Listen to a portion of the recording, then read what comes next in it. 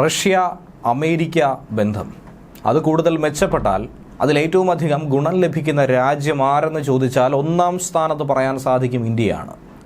കാരണം ഈ രണ്ട് രാജ്യങ്ങളുമായി ഊഷ്മളമായ ബന്ധം ഇന്ത്യ കാത്തു സൂക്ഷിക്കുന്നു. എക്കാലത്തെയും ഇന്ത്യയുടെ ഉറ്റ സുഹൃത്താണ് റഷ്യ. വ്യാപാര, സൈനിക, പ്രതിരോധ മേഖലയിലൊക്കെ പങ്കാളിയായി റഷ്യ നിൽക്കുമ്പോൾ മറുഭാഗത്ത് അമേരിക്കയും സമാനമായി പ്രതിരോധ മേഖലയിൽ ഉഭയകക്ഷി ബന്ധമൊക്കെ തന്നെ മെച്ചപ്പെടുത്തി മുന്നോട്ട് നീങ്ങുന്നു. ഈ സാഹചര്യത്തിൽ ഇതിൻ്റെ ഫലം നേടിയെടുക്കാൻ ഡൽഹിക്ക് അനുകൂലമായ 5 ഘടകങ്ങൾ തന്നെയാണ് ഏറ്റവും പ്രധാനമായി പറയുക. നേരത്തെ അമേരിക്കയ്ക്കുണ്ടായിരുന്ന നിലപാട് 3 വർഷത്തെ വൈര്യം റഷ്യയെ ഒറ്റപ്പെടുത്തുക എന്നുള്ളതാണ്. അതിനു മുന്നേ തന്നെ പരമ്പരാഗതമായി അവർ സ്വീകരിച്ചു പോന്ന നിലപാട് റഷ്യയെ അകറ്റി നിർത്തുക എന്നുള്ള രീതി തന്നെയാണ്.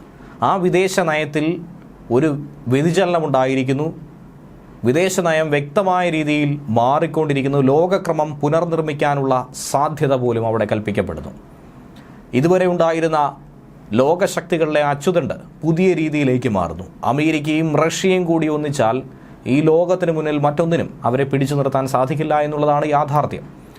ഉയർന്നു വരുന്ന പ്രമുഖ ശക്തികളിൽ പ്രബല രാജ്യമായ ഇന്ത്യ ഈ വൻ ശക്തികൾക്കിടയിലുള്ള വികസനത്തെ സൂക്ഷ്മമായി തന്നെ നിരീക്ഷിക്കുന്നു. അതിലൂടെ ഉണ്ടാകുന്ന ഫലഭൂഷ്ടമായിട്ടുള്ള നീക്കങ്ങളെ, വ്യാപാര സാമ്പത്തിക മേഖലയിലെ ഉന്നമനത്തെയൊക്കെ തന്നെ ഇന്ത്യ ലക്ഷ്യമിടുകയാണ്. ആഗോളക്രമത്തിന് അനുസൃതമായി തന്നെ ഇന്ത്യയും നയം രൂപപ്പെടുത്തി മുന്നോട്ട് തന്നെയാണ് കുതിക്കുന്നത്. തുടക്കം മുതൽ ഇന്ത്യ റഷ്യയ്ക്ക് നേരെ സ്വീകരിച്ച നയം ഇപ്പോൾ അമേരിക്കയും റഷ്യയും സുഹൃത്തുക്കളായി മുന്നോട്ട് പോകുമ്പോൾ ഏറ്റവും ഗുണം ചെയ്യുക നമുക്ക് തന്നെയാണ്. ക്രെംലിനും പെൻറ്റഗണും സൗഹൃദപാതയിലൂടെ നീങ്ങിയാൽ ഇന്ത്യക്ക് അനുകൂലമാകാൻ സാധ്യതയുള്ള ചില കാര്യങ്ങൾ, അതിൽ ഇന്ത്യക്കും അമേരിക്കയ്ക്കും ഒരുപോലെ ശത്രുതാ മനോഭാവമുള്ള രാജ്യം ചൈന തന്നെയാണ്. ചൈനയെ നേരിടുക എന്നുള്ളത് തന്നെയാണ് ഇന്ത്യയെ സംബന്ധിച്ചും അമേരിക്കയെ സംബന്ധിച്ചും ഏറ്റവും വലിയ വെല്ലുവിളി. നിലയ്ക്ക് നിർത്തുക, ഒരു യുദ്ധപ്രഖ്യാപനമല്ല, അത് ഈ സ്ഥാനത്തിലൂടെ സ്വന്തമാക്കിയെടുക്കാൻ കഴിയും. ചൈനയ്ക്കെതിരായ ഒരു സമതുലിതാവസ്ഥ എന്ന നിലയിൽ ഇന്ത്യയുടെ സ്ഥാനം കൂടുതൽ പ്രബലമാക്കും. അമേരിക്ക റഷ്യയ്ക്ക് കാര്യങ്ങൾ എളുപ്പമാക്കി കൊടുക്കുമ്പോൾ റഷ്യ പകരമായി അമേരിക്കയ്ക്കും ചില കാര്യങ്ങൾ ചെയ്തു കൊടുക്കേണ്ടി വരും. ബൈഡൻ അധികാരത്തിലിരുന്നപ്പോൾ റഷ്യ ചൈന ബന്ധം വലിയ തോതിൽ തന്നെയാണ് ബലപ്പെട്ടത്. എന്നാൽ യൂറോപ്പിലേക്കുള്ള വഴിത്തിരിവ് ഇതിന് കാരണമായി. ട്രംപ് അധികാരത്തിലെത്തിയപ്പോൾ ബീജിംഗ് മോസ്കോ ബന്ധങ്ങൾ ഒരു പരിധിവരെ വീണ്ടും ദുർബലമാകാനുള്ള സാധ്യതയാണ് ഇനി കാണാൻ പോകുന്നത്. ഷീ ജിൻപിങ്ങിനെ സംബന്ധിച്ച് ട്രംപിനെ ഒരു കാരണവശാലും അംഗീകരിക്കാൻ കഴിയില്ല. ട്രംപ് ഒരു കാരണവശാലും ഷീ ജിൻപിങ്ങിനെയും അംഗീകരിക്കില്ല.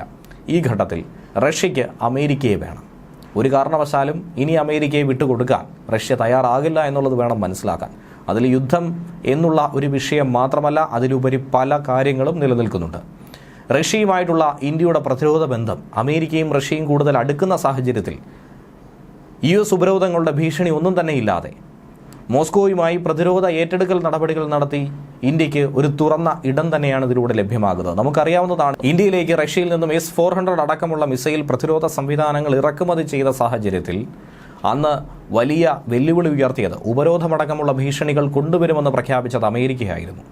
പക്ഷേ ഇനി അമേരിക്കയുടെ ഭാഗത്തു നിന്നും അങ്ങനെയുള്ള ഭീഷണികൾ ഉണ്ടാകില്ല എന്ന് വേണം മനസ്സിലാക്കാൻ. അമേരിക്കൻ പ്രസിഡന്റ് സ്ഥാനം ബൈഡൻ ആസ്വദിച്ച കാലഘട്ടത്തിൽ റഷ്യയുമായിട്ടുള്ള വ്യാപാരത്തെ വെല്ലുവിളിയായി ഏറ്റെടുത്തുകൊണ്ട് തന്നെയായിരുന്നു ഇന്ത്യ മുന്നോട്ട് കൊണ്ടുപോയത്. ഇനി അത് വേണ്ടിവരില്ല. ഇനി ക്വാഡിലെ ആഘാതം, ഇന്ത്യ, US, ഓസ്ട്രേലിയ, ജപ്പാൻ എന്നീ രാജ്യങ്ങളുടെ കൂട്ടായ്മയായിട്ടുള്ള ക്വാഡിനെ കുറിച്ച് വലിയ സംശയവും വലിയ ആശങ്കയും തന്നെയാണ് റഷ്യ പങ്കുവയ്ക്കുന്നത്.